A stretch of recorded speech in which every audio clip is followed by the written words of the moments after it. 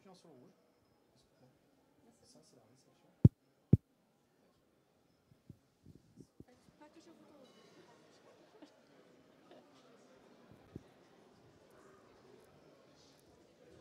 C'est bon? C'est bon.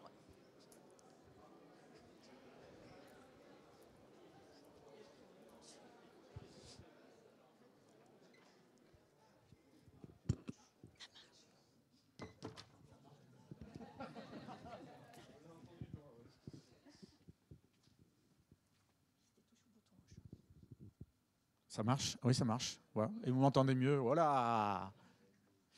Bon, bref, alors du coup, j'ai perdu le fil. Donc, et on a 7 instances. Une instance mutualisée, des instances dédiées, des instances on-premise. Moi, depuis pas mal de temps, ma vision, basée sur mes convictions, mon expérience, c'est d'aller vers l'excellence technique et la qualité. Je suis fan de tout ça. Et d'un autre côté, en mode start-up, souvent, il y a cette idée de il faut aller vite, il faut livrer vite. Et donc, du coup, qu'est-ce qu'on fait? Et je trouvais ça intéressant. Enfin, moi, ça m'a intéressé en tout cas de pouvoir participer à cette aventure Vertis depuis 5 ans et de voir un peu au long cours est-ce que j'arrivais à aller vers l'excellence technique et comment ça se passait entre les deux. Et souvent, je vois des startups qui galèrent parce que ils vont privilégier la partie de droite, la livraison rapide, et ça peut amener à des difficultés.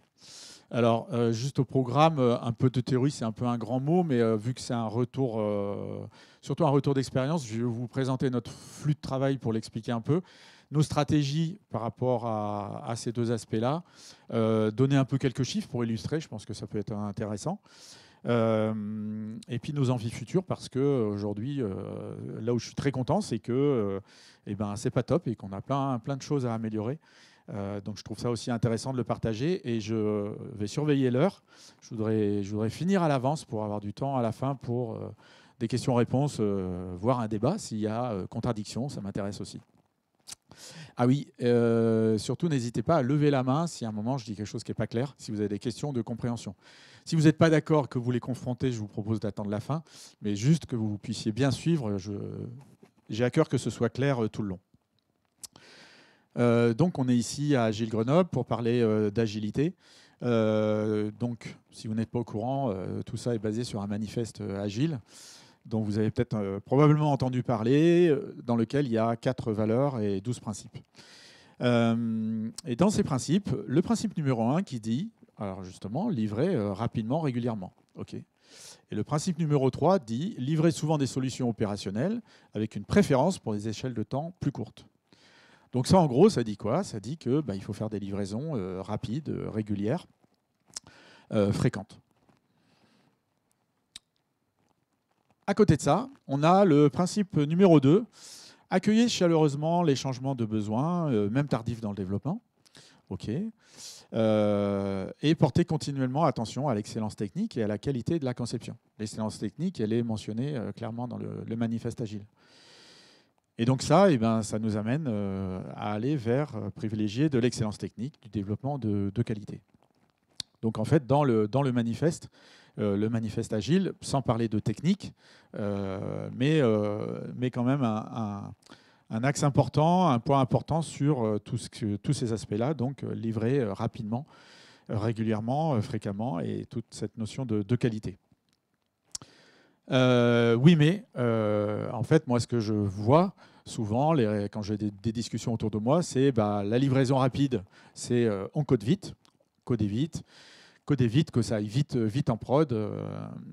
Et la conséquence de ça, c'est que du coup, on se retrouve avec de la dette technique et une baisse de la qualité. Et finalement, un cercle un peu vicieux autour de ça, quoi.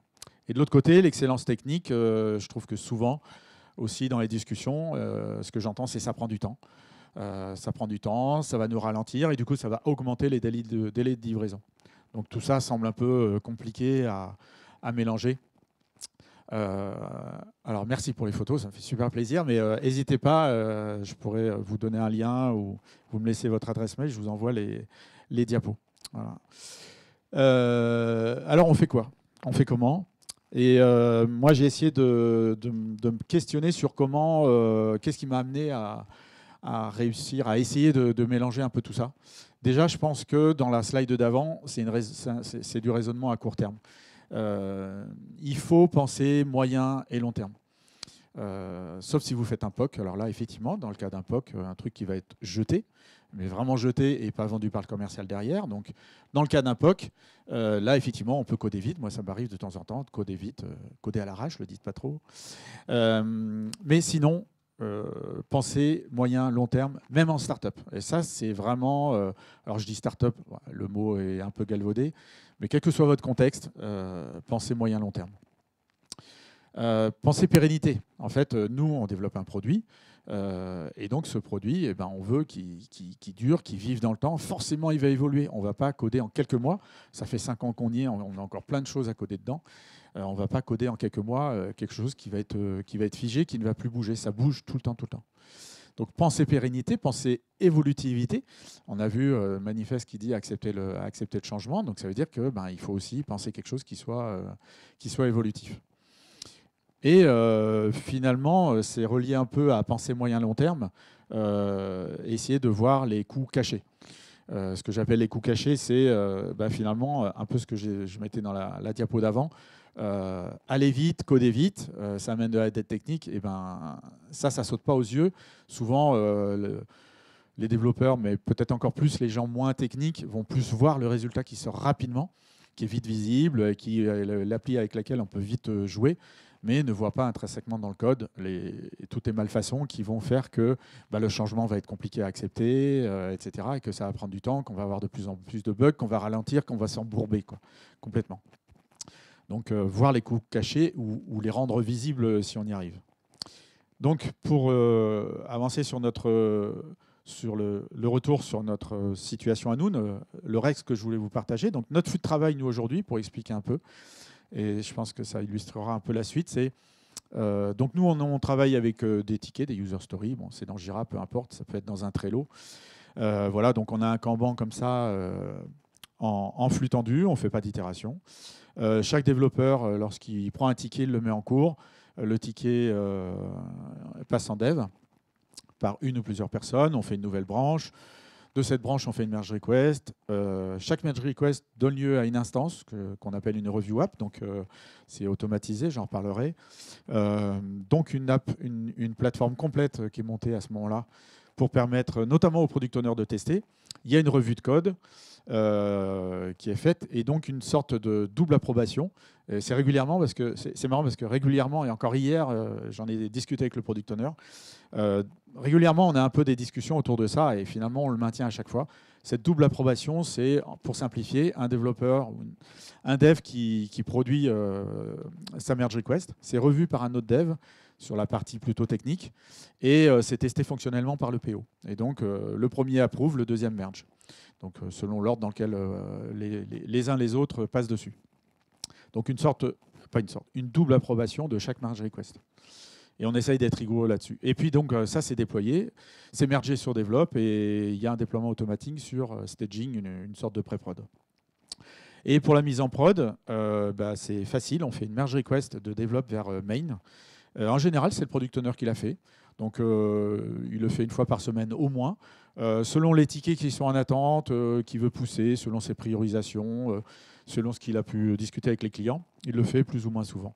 Mais j'ai mis ou autre, c'est souvent notre product owner qui le fait, mais des fois ça peut être quelqu'un d'autre, voilà, en l'absence du product owner, ou même si nous on estime, un développeur estime que c'est le moment de faire une mise en prod, ou un fixe, le product owner n'est pas là, on veut fixer un bug, ça presse, on peut le faire, c'est facile. C'est mergé sur main, c'est déployé sur toutes les instances SaaS, donc j'ai dit on a plusieurs instances SaaS, c'est automatisé, c'est déployé sur les instances SaaS. Et puis ça enchaîne aussi, je reviendrai après dessus, sur générer des images Docker, faire du packaging pour le on-premise et un packaging spécifique, notamment pour un client.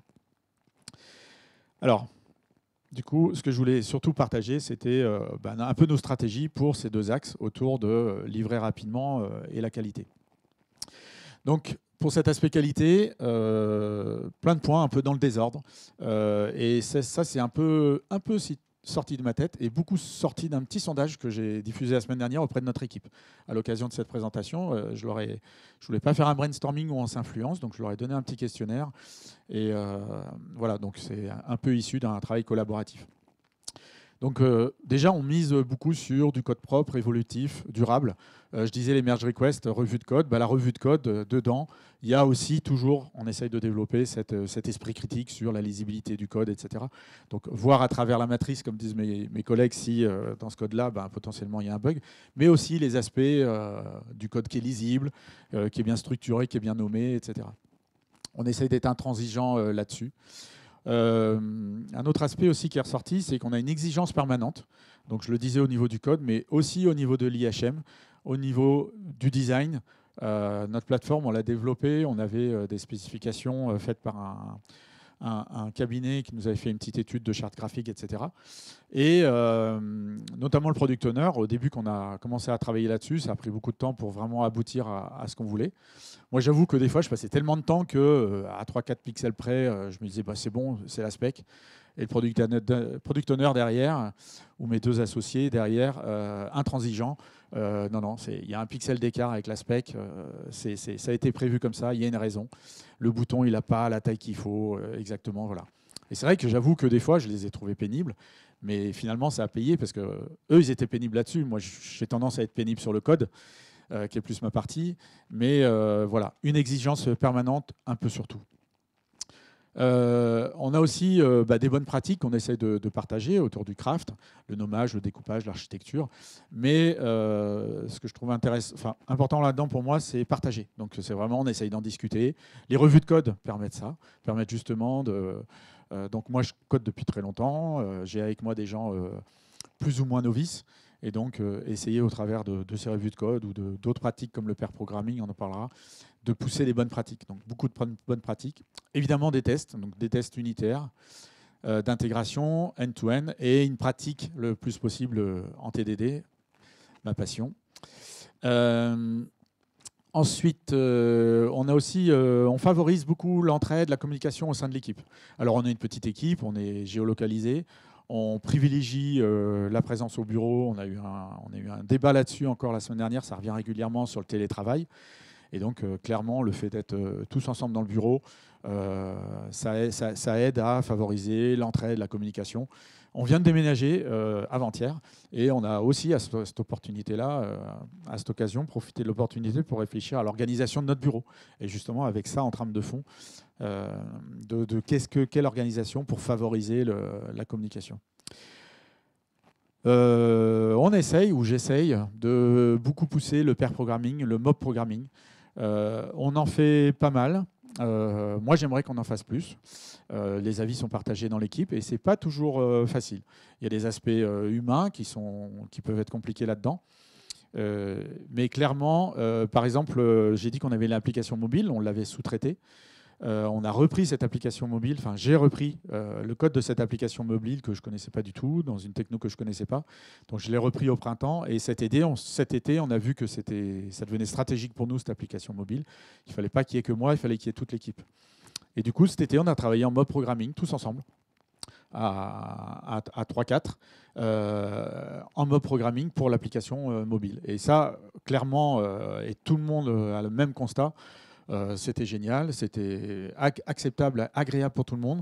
Et la montée en compétences, moi, elle m'a bluffé complètement, quoi. Moi, je m'attendais vraiment à ce que ce soit difficile, surtout avec les juniors qui n'ont pas trop d'expérience dans une nouvelle technologie complètement inconnue, un nouveau langage.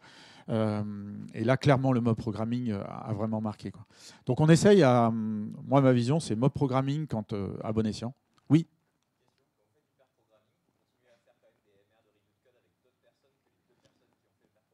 Alors, bonne question. Donc, je répète la question. Si j'ai bien compris, c'est quand vous faites du pair programming, est-ce qu'il y a la revue de code par une autre personne? Ce qu'on se dit, c'est qu'en fait, déjà, si c'est codé à deux, il y a déjà eu un peu cette revue permanente. Donc, dans la merge request, on essaye d'indiquer, alors on n'est pas tout à fait au point, mais on essaye d'indiquer que ça a été fait en pair par qui. Et du coup, la revue par le product owner fonctionnel, ça, elle sera faite. Mais du coup, la relecture de code, elle sera plus ou moins faite, en fait. Et donc, si je discute avec l'équipe et qu'il peut y avoir des enjeux stratégiques ou qu'elle est assez grosse ou qu'il y a des grosses nouveautés, je vais leur demander est-ce que ça vaut le coup que j'aille regarder. S'ils me disent oui, j'y vais. Et puis sinon, ils l'ont fait en pair, on passe, quoi. Donc, j'essaye d'adapter. Je suis peut-être trop exigeant ou je veux trop trop exigeant sur la qualité, mais dans l'idée, non, pair programming, il n'y a pas à faire. C'est vrai que, petite anecdote, il y a des années, j'étais indépendant, j'interviens dans une équipe de 4, on était en pair et les refus se faisaient par pair. C'est-à-dire qu'il y a une paire qui codait, qui faisait sa merge request et tout le code était revu par l'autre paire. Là, au bout d'un moment, j'ai vraiment trouvé ça absurde, quoi. Merci pour la question. Je vous ai dit qu'on fait des merge requests, donc avec de la revue de code par un autre dev, et ça, c'est vraiment intéressant dans les deux sens. Je suis clairement le plus expérimenté dans l'équipe, mais moi, je fais une merge request et elle est revue par peut-être le plus novice de l'équipe. Mais c'est pas grave, il va revoir ma revue de code. Déjà, il va voir comment je m'y suis pris, comment j'ai codé. Et puis, j'attends de lui, j'essaye de pousser pour qu'il y ait de la critique. L'esprit critique, il y est plus ou moins en fonction de l'expérience. Mais voilà, en tout cas, ça permet de partager la vision. La validation fonctionnelle par le product owner, ça aussi, ça nous permet de garantir, d'améliorer notre qualité, puisque à chaque fois, le product owner, je vous ai dit, il est assez exigeant. Et donc, il va, grâce au review app, il va pouvoir aller tester spécifiquement à chaque fois. Et puis, aussi quelque chose qui nous aide vraiment à faire la qualité, c'est tout ce qui est outils automatisation. Alors, ça pourrait être un gros sujet à détailler, mais donc vraiment tout ce qui est formatage, linter, etc. Pour donner quelques exemples, on a des actions automatisées sur chaque pré-commit. Avant de pousser le code sur Git, on va avoir de la compilation qui va passer pour vérifier que ça compile, etc. Du formatage automatique. Voilà. Donc on essaye vraiment d'automatiser à chaque étape tout ce qu'on peut. Et avec vraiment ce souci de se dire à chaque fois quelque chose qui est un peu répétitif, qui est un peu pénible, ou qu'on oublie, de se dire bon, bah, ça c'est pénible, ou ça à chaque fois on l'oublie une fois sur deux, qu'est-ce qu'on peut faire? Je donne un exemple, ça c'était tout au début de la startup, on s'était mis d'accord sur un nommage des branches qui n'était pas respecté. Et donc, après commit, on vérifie un petit code qui vérifie le format de la branche, est-ce qu'il est conforme. Et ça nous a été super utile derrière. Oui.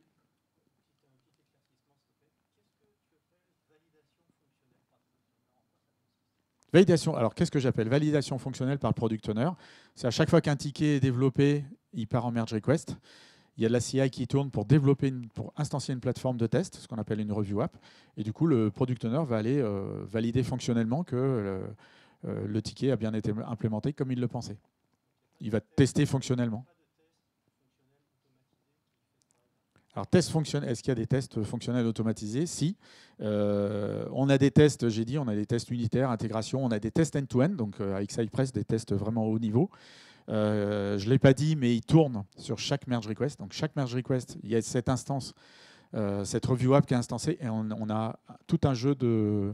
Je le donnerai en chiffres après. On a tout un jeu de scénarios de test end-to-end qui tournent à ce moment-là. Donc effectivement, quand on développe une nouvelle fonctionnalité, on s'assure qu'il y ait des tests à différents niveaux, voire un peu à chaque niveau, quoi. Ça répond à la question. Et un autre aussi qui nous permet d'avoir de la qualité, on s'en est vraiment rendu compte, toujours dans cette exigence, on essaye d'être assez intransigeant sur les bugs et de ne pas les mettre sous le tapis ou pas de les faire attendre. Donc les bugs, on essaye de les corriger rapidement, même s'ils sont pénibles. Bon, alors, s'ils sont faciles, ça passe, on les traite très vite, directement. Mais même si les bugs peuvent être compliqués, et on s'aperçoit qu'on a essentiellement des bugs compliqués, ce qui me laisse penser, j'espère, que du coup, tous les bugs faciles, on ne les a pas. Et je reviendrai dessus, on n'a pas tant de bugs que ça. Mais voilà, on essaye d'être intransigeant sur un bug. On a un système avec Sentry, si vous connaissez, mais un système qui nous permet de remonter sur une plateforme et d'être notifié quand il se passe des problèmes sur une instance, voire sur l'application mobile. On l'a branché aussi sur l'application mobile. Donc, on reçoit des Sentry.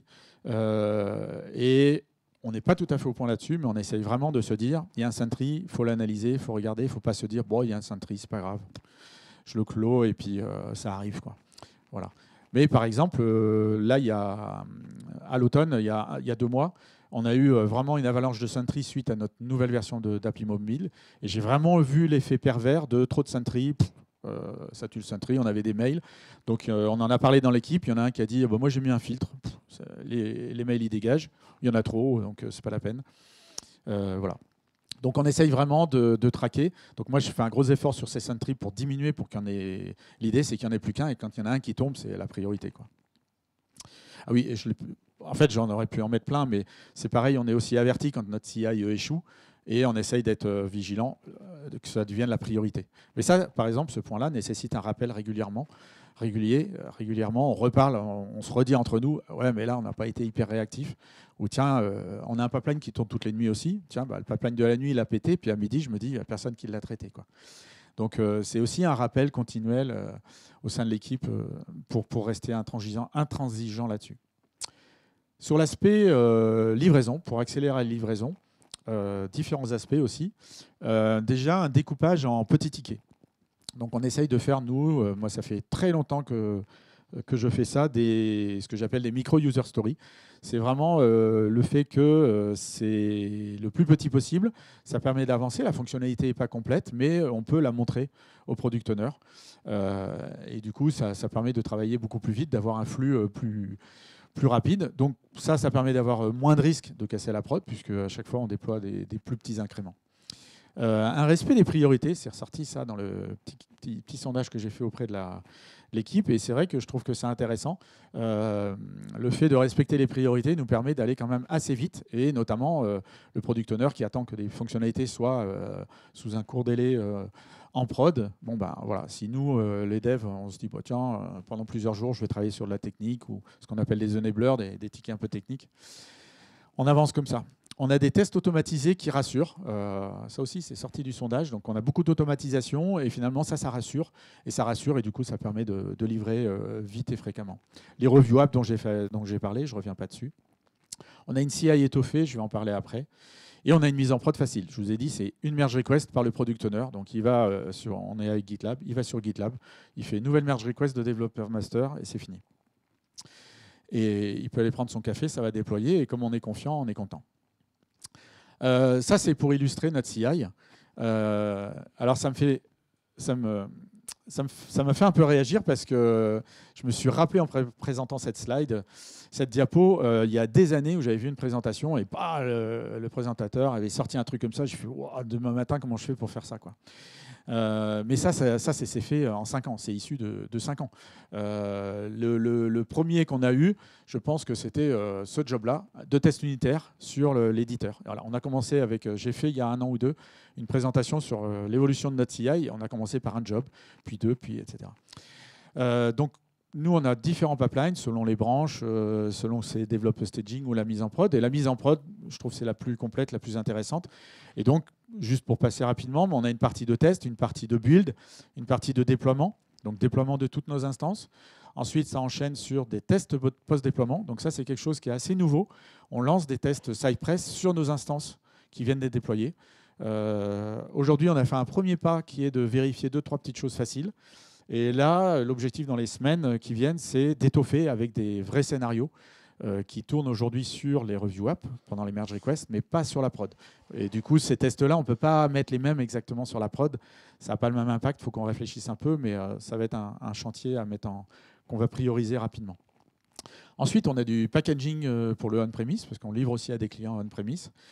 Et ça enchaîne même sur un packaging on-premise pour un client avec des particularités d'adaptation pour ce client-là. Et ce qui fait que notre product owner, lui, quand il fait une mise en prod, une petite demi-heure après, toutes les instances ont la nouvelle version. Et il peut aller sur le dernier job à droite là-bas, télécharger le zip qu'il peut envoyer à ce client-là. Donc c'est vraiment l'objectif de faciliter. Un autre truc qui nous aide aussi, c'est qu'on a mis en place, et ça j'en étais super content, ça faisait longtemps que je voulais, un suivi d'indicateurs. Bon, c'est avec Looker et puis du code qu'on a développé nous, mais sur 2 choses. C'est un peu Accelerate qui m'a inspiré ça, sans aller vraiment vers Accelerate. Et donc le time to prod, le temps entre le moment où un ticket est pris et il arrive en prod sur les instances, et la durée des merge requests, parce qu'on avait cette impression des fois de se dire « ça dure un peu longtemps les merge requests ». Et donc, on a des graphes comme ça. Donc, en haut à droite, le time to prod. En bas à droite, les merge requests. Et à gauche, l'analyse du temps, la répartition du temps dans l'avancement d'un ticket. Et donc là, clairement, on voit que sur les derniers, bon, celui-là, il n'y a plus de vert parce qu'on doit avoir un truc facile qui a duré pas longtemps. Mais on voit qu'il n'y a pas beaucoup de développement. Et par exemple, ça nous a permis d'identifier qu'il y a beaucoup d'attentes en staging. Et c'est intéressant parce que de toute façon, on veut faire sauter staging et aller direct en prod quand on merge. Sans rentrer dans le détail, si ça vous intéresse. Ah, oui, merci. Question. Le time to prod, c'est à partir du moment où un ticket est passé en cours dans Jira. Et après, on a cherché à essayer de trouver, selon nous, et je pense qu'on les a trouvés, les meilleurs indicateurs pour vraiment avoir l'historique du... Parce que, par exemple, le ticket, il est souvent mis en merge request ou terminé après. Moi-même, j'oublie, le lendemain, on arrive, mais ce ticket-là, il est toujours... Ah bah non, non, c'est bon, je l'ai mergé. Donc le cycle GitLab n'est pas bon, sauf sur le passage en prod, c'est ce qu'on s'est dit, c'est ce qu'on a observé.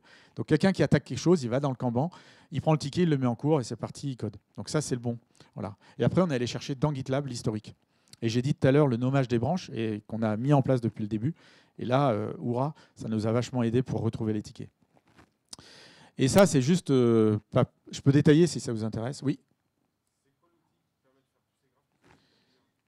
Non, non, c'est pas du Jira. La présentation est faite par Looker et je peux le détailler, mais j'aurai pas le temps. Mais venez me voir après. Je serai super content de vous expliquer, de vous montrer.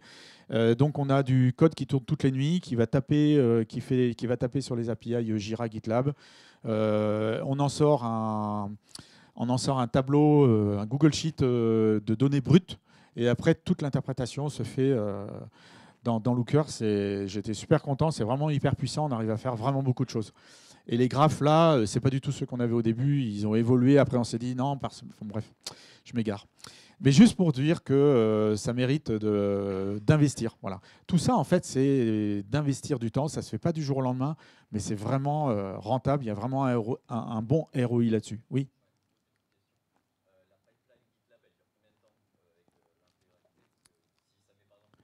Ouais. Ouais. Durée de la pipeline. Aujourd'hui, quand on fait une merge request, les review app arrivent, je pense, sous 20 minutes. Il y a encore les tests end-to-end qui tournent derrière. Et celui de la prod qui est plus long, si vraiment on attend, enfin, je pense qu'en 20-25 minutes, on a les instances qui sont mises à jour. Et après, le packaging qui suit derrière, mais celui-là, il ne presse pas. Et juste pour compléter, à un moment, on est monté à 45-50 minutes. Et donc, j'ai trouvé ça intéressant de voir jusqu'où on peut aller pour se dire, wow, c'est vraiment insupportable. Et donc là, on a dit, non, il faut faire quelque chose. Et bam, on a investi dessus.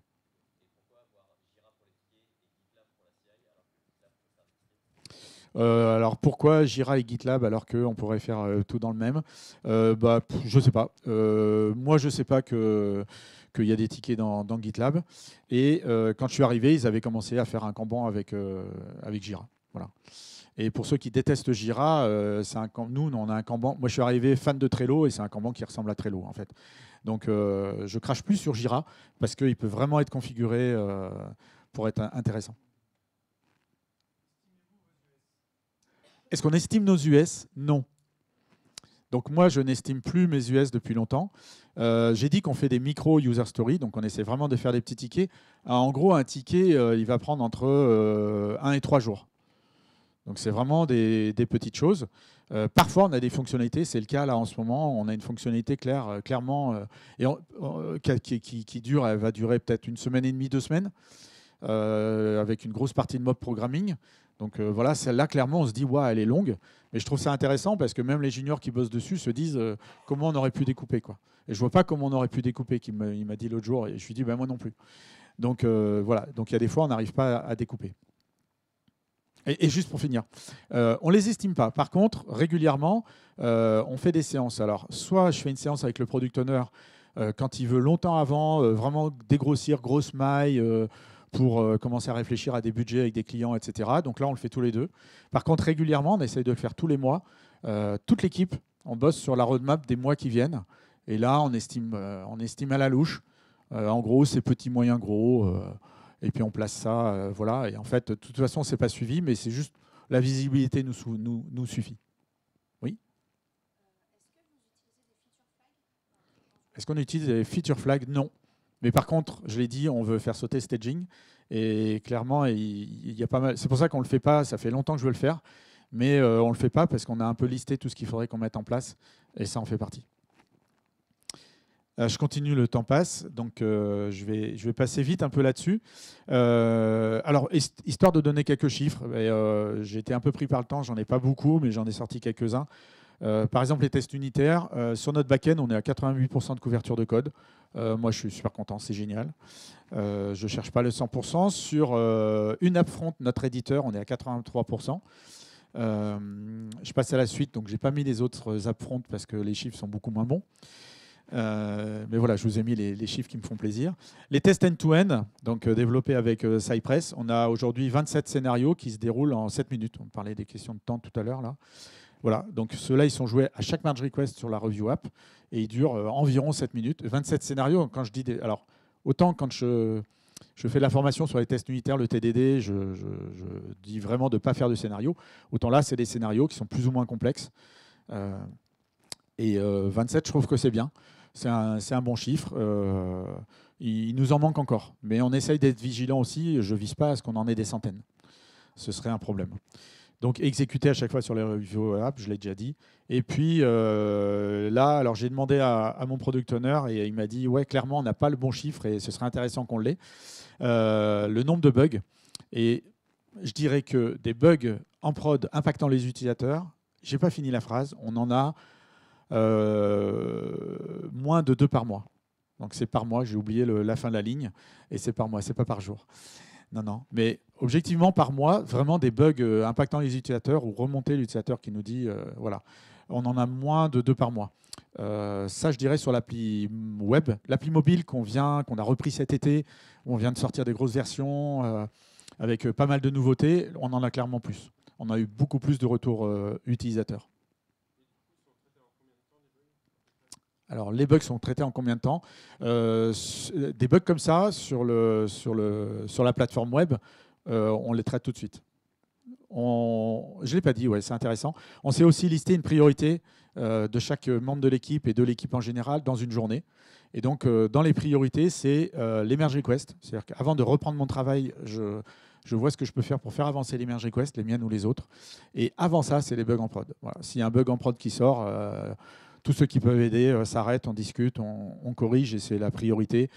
Si on est gêné parce qu'il y a plein de pipelines qui tournent en même temps et que forcément ça nous charge notre runner, eh ben ça nous est arrivé des fois de stopper pour que ce pipeline-là aille le plus vite possible. Quelques chiffres au niveau de la livraison rapide. Donc les MEP, on en fait 1 à 2 par semaine. Ce que me disait mon product owner, moi je trouve des fois on en fait même plus, mais on en fait au moins 1 par semaine. J'étais optimiste tout à l'heure, j'ai dit la MEP 35 minutes, mais je pense que 35 minutes c'est sur le pipeline complet. Je pense que en fait ce qui serait intéressant, ce serait de voir exactement au bout de combien de temps les instances sont mises à jour. Et je pense que c'est plutôt 25 minutes. Et une MEP, c'est de 1 à 10 tickets. Voilà, pareil, j'en ai discuté la semaine dernière avec Product Owner. Alors de 1, parce que des fois, comme en ce moment, on est sur un gros ticket, donc il n'y a pas beaucoup d'autres tickets qui sortent. Ou des fois, c'est un fixe, et donc du coup, on va faire une MEP. Il y en a eu une hier, enfin, il y en a eu une la veille, on va faire une MEP aujourd'hui parce qu'il y a un fixe. On y va vite. Et des fois, c'est 10 tickets parce qu'il y a eu pas mal de choses, parce que des fois, ça a un peu attendu, parce que le Product Owner voulait faire un peu un lot de cohérence pour les utilisateurs. Le time to prod, je vous ai monté des graphes tout à l'heure. Aujourd'hui, c'est 5,4 jours sur le dernier mois. Donc, un ticket qui est pris lundi, en gros, il y a des chances que vendredi soir, il soit en prod, en moyenne. Donc, par contre, ce qui est intéressant, c'est qu'on s'est dit, tiens, on va creuser ça, on va regarder ça. Donc maintenant, on a la visibilité là-dessus, c'est chouette. Et surtout, ce qu'on a vu, c'est que d'abord, on s'est dit, c'est cool, parce qu'on visait moins de 7 et on est à 5. Donc, on est content. Et en fait, on s'est aperçu qu'il y a des max qui sont importants. C'est-à-dire qu'il y a des petits tickets qui baissent la moyenne. Par contre, quand on regarde les max, ils étaient dans les courbes tout à l'heure, là, on peut monter à 10, 15 jours. Certains tickets qui peuvent prendre 10, 15 jours. Et là, on s'est dit, là, il y a mieux à faire. Et un fixe de bug, c'est 3 heures en moyenne pour que ça aille en prod. Là, aujourd'hui, on est un peu pénalisé par notre CI qui prend du temps avec le cycle que je vous ai expliqué. Merge request, ça part au développe, on refait un pipeline qui tourne, etc. Donc aujourd'hui, on ne sait pas faire en moins de 3 heures. Bon, en même temps, voilà, on en est assez content. On pourrait faire plus vite en corrigeant des fois à l'arrache et en squeezant, mais non, j'ai dit exigence depuis le début. Et bien aussi exigence là-dessus, on suit le process. Même pour un fixe, un bug, fixer un bug en prod qui est vraiment problématique, on n'en a pas souvent, mais on suit le process. Voilà. Et on fait tout comme d'habitude. Par contre, en se mobilisant pour accélérer. Oui. Alors pour l'app mobile, c'est très différent. Alors déjà, comme je l'ai dit, c'est nouveau pour nous. Moi, je l'ai repris au printemps, l'équipe cet été. On a la contrainte des stores où on ne déploie pas aussi vite qu'on voudrait. Et du coup, je me suis aperçu, effet pervers, qu'on a ce réflexe, moi le premier, de se dire waouh, le store, il va mettre plusieurs jours. Donc attends, on va en profiter pour mettre des choses. Et je suis tombé dedans, de se dire attends, on va encore attendre un jour, on va encore attendre un jour, on va encore attendre un jour, jusqu'à ce qu'on se dise attends, ça fait 15 jours qu'on dit qu'on attend un jour. Donc là, on a mieux à faire là-dessus. Ouais. Et il faut qu'on s'améliore. Alors, on le fait en fonction des moments où on travaille plus ou moins sur l'app mobile. On a eu un gros rush là cet été, printemps, après l'été, sur l'application mobile. Là, ça s'est un peu calmé, mais clairement, il faut qu'on s'améliore là-dessus. Et l'appli mobile n'est pas dans nos chiffres Looker. Ça aussi, on voudrait l'intégrer. Voilà, il y a encore plein de choses à faire. Je suis trop bavard. Je suis trop bavard. Nos envies, pour juste dire que c'est pas, on a plein de choses qu'on voudrait. On voudrait améliorer notre couverture de code sur certaines briques, notamment front et mobile. On voudrait mieux gérer les engagements date et contenu, c'est-à-dire avoir une meilleure vision et d'éviter les rushs par moment parce que d'un coup, il y a un truc qui presse. La montée en compétence de l'équipe, ça aussi, c'est un peu vaste, mais on voudrait améliorer ce point-là. Et clairement, aujourd'hui, je suis de loin le plus expérimenté. J'ai pris beaucoup de choses en charge. On est parti de rien. Et aujourd'hui, j'essaie de faire un gros effort pour transmettre à l'équipe et me décharger. Je travaille sur moi parce que j'ai un peu du mal à lâcher, mais ça va le faire. Et notamment, le maire, le pair programming, le mob programming. Favoriser les initiatives aussi. Et on aimerait, ça a du mal à prendre, de favoriser des temps off où chaque équipier peut prendre du temps pour explorer, innover de son côté. Ça a du mal, mais je pense qu'on va y arriver. Les tests end-to-end post-déploiement, j'en ai parlé, donc on en a aujourd'hui très peu. C'est en place, la brique est en place, la logique est en place. Maintenant, il faut qu'on complète avec des scénarios. Les mises à jour de nos briques logicielles. Alors ça, on s'est pris à 2 reprises. On a vraiment trop attendu. Moi, le premier. Et donc derrière, ça a été la grosse galère pour mettre à jour les builds, la version Node, etc. Ça a été un gros chantier. J'ai vraiment souffert. Donc là, aujourd'hui, on essaye de vraiment, gros chantier de s'améliorer là-dessus. On va mettre du Renovate, des choses comme ça. Et puis, aussi un truc, on a une différence entre les review app et la prod. On n'a pas exactement la même infra, donc il faut qu'on s'améliore là-dessus. Est-ce qu'on voudrait aussi augmenter améliorer pour des livraisons plus rapides et plus fréquentes?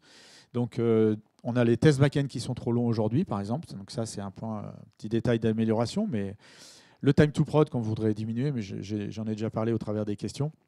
La durée des merge requests, virer staging.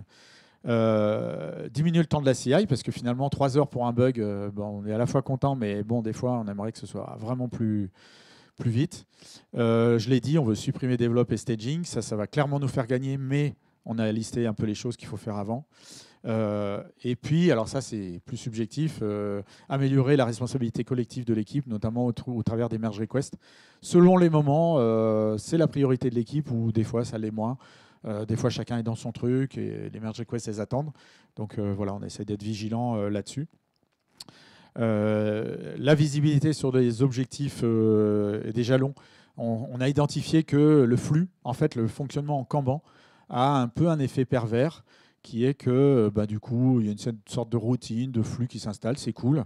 Mais à un moment, il n'y a plus d'objectifs. Voilà. Donc, par exemple, hier, on s'est dit, Noël, c'est dans un mois.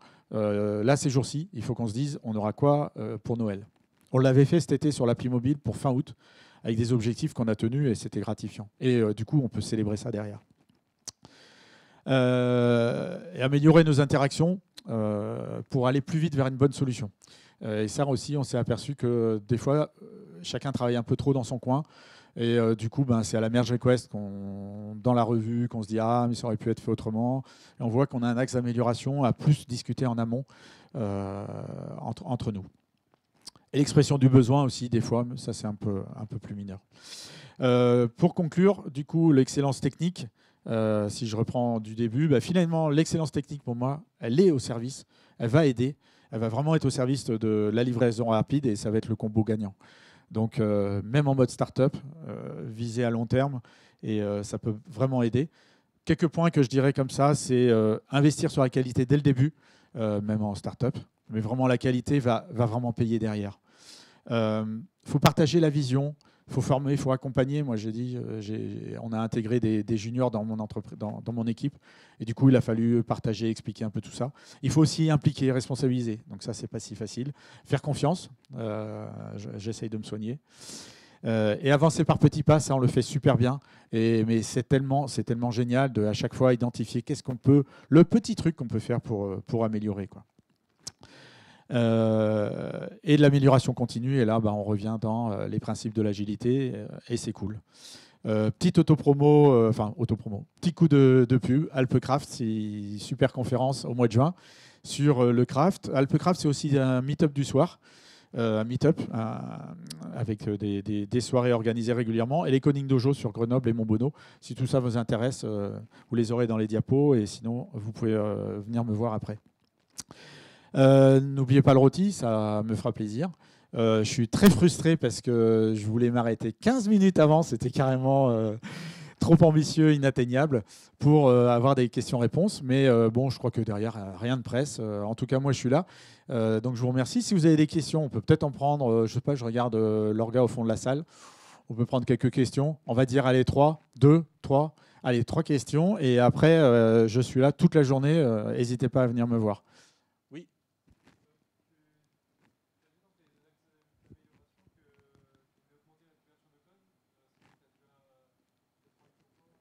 Alors, j'ai dit que je voulais augmenter la couverture de code. Du coup, sur ce que je n'ai pas mentionné, les autres briques que je n'ai pas mentionnées, qu'on passe ces chiffres-là.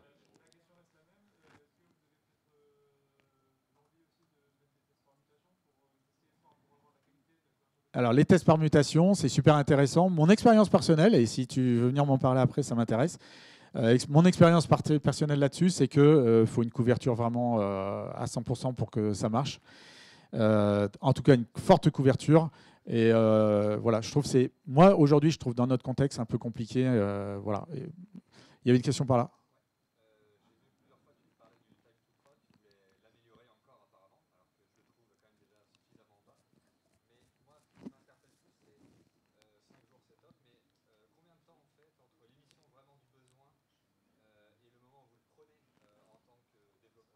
Ok, alors si je comprends la question, j'ai parlé du time to prod que je veux diminuer, mais ouais, je veux le diminuer vraiment. Et environ développe et staging, on va gagner énorme. Et ta question, c'est oui, mais depuis l'expression du besoin. Ouais, c'est intéressant. J'ai pas de réponse. Il y a des choses qui mettent du temps à maturer, notamment dans la tête du product owner, on en discute et tout. Mais par contre, il y a des fois des choses qui sortent vite et on peut être très réactif. Voilà. En tout cas, on est réactif. Et il me semble qu'il y avait une question là.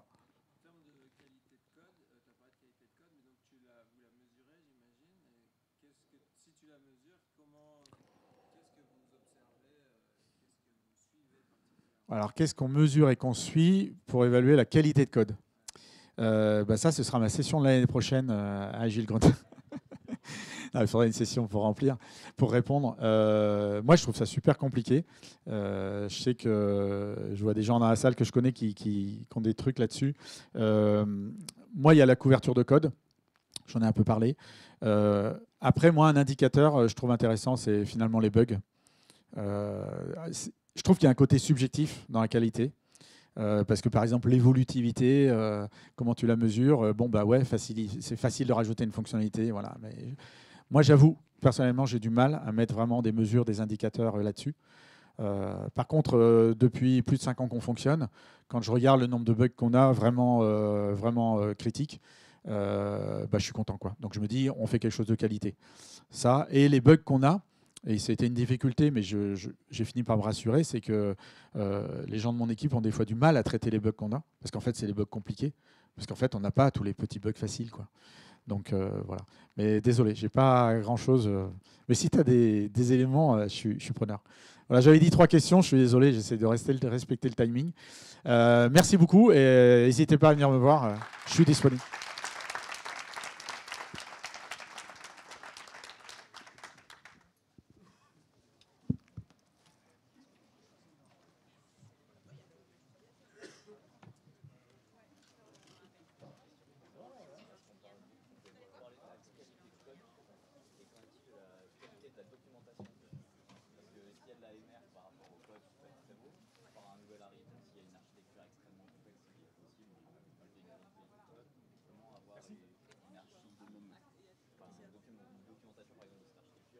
Ouais, c'est intéressant. Bah, moi, je suis arrivé, j'étais tout seul au début, donc je ne posais pas trop la question. Et donc, on a identifié petit à petit, on essaie de s'améliorer continuellement, de faire des petits pas.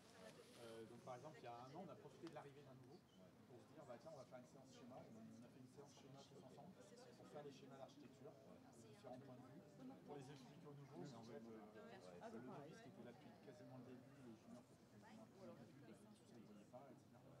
Et là, c'est un gros axe d'amélioration. Et c'est cool parce qu'on a une alternante qui est là, qui est en ménage. Et elle a un des projets de l'année, c'est travailler sur un chantier. Et nous, on va travailler sur améliorer le partage de travaux. C'est vrai que c'est pas bête de laisser un sourire, moi aussi. Très belle. Moi, c'était une formation au niveau. Voilà, c'est que quand on fait de la danse, je partage avec mon collègue. Mais même au niveau de l'architecture, quand l'architecture change, c'est souvent la doc n'est pas mise à jour. Donc l'archi est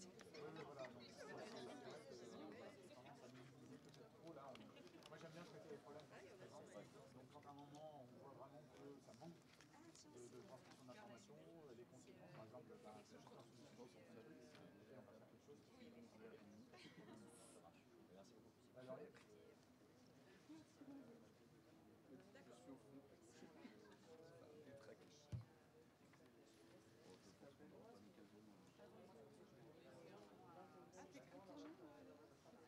ah oui, ouais, j'en ai pas parlé. Alors, si ça répond à la question, dans notre Kanban, on a des tickets, des user stories. On a trois tickets de user stories. Le troisième, on a un enabler. C'est exactement ce qu'on a. N'importe quel développeur peut créer un enabler. Et la priorisation du backlog se fait par le product owner. N'importe quel. Par contre, la priorisation des développeurs, on fait plus de toute l'équipe pour prioriser les développeurs. Et le product owner, il a jamais, il est régulièrement passé sur le site. Ah oui. Mais c'était quelqu'un qui l'a accepté dès le départ, ou au final vous avez fait.